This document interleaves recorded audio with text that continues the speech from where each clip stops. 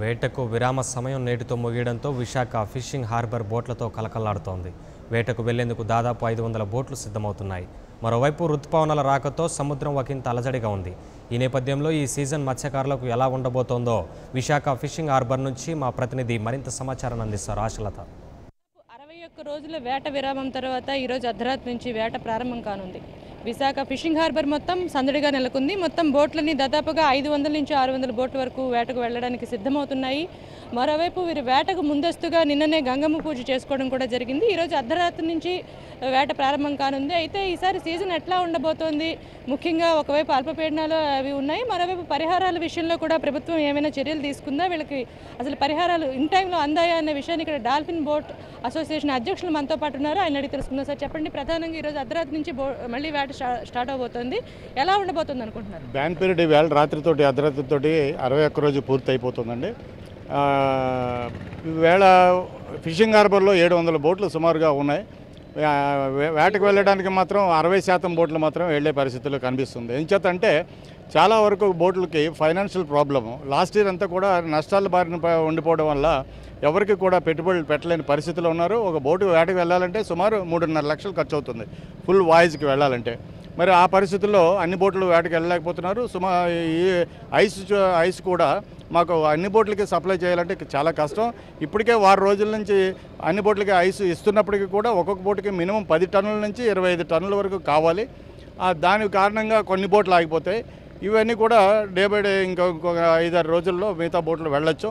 అయితే మాకు last year చాలా లాస్ తోటి బోట్లు సీజన్ అంతా కూడా ఆ విధంగానే అయ్యింది.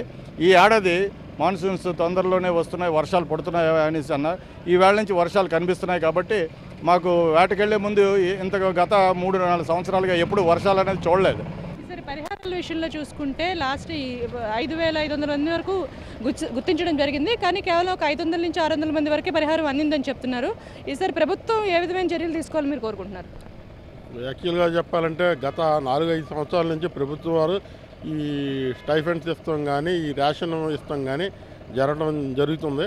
అయితే ఈ లాస్ట్ ఇయర్ వరకు కూడా ఏ మత్స్యకారు కనీసం 40-50% మత్స్యకారులకు కూడా డబ్బులు కానీ ఇటు రేషన్ కానీ ఎటువంటి అందడం జరగలేదు.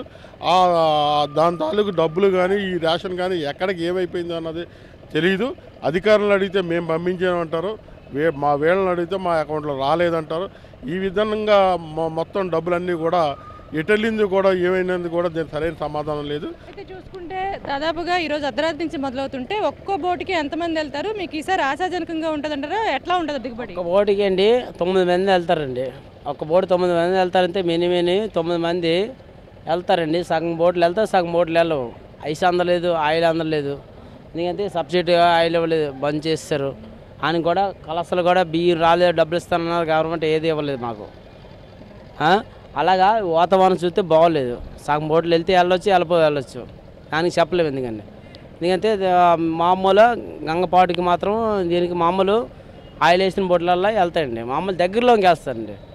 మనం చూసుకుంటే మత్స్యకార బోట్ ఆపరేటర్స్ ఎవరైతే ఉన్నారో వాళ్ళు ఈసారి ముందస్తుగా ఋతుపవనాల కారణంగా వర్షాలు రావడంతో ఇంత ఆశాజనకంగా ఉంటుందని చెప్తుంటే, మరోవైపు ఎవరైతే వేటకు వెళ్తారో మత్స్యకారులు మాత్రం ఈ అల్పపీడనాల కారణంగా పూర్తిగా వేటకు వెళ్లేంత వరకు కూడా దిగుబడి ఎట్లా ఉంటుందనేది మేము చెప్పలేమని చెప్తున్నారు.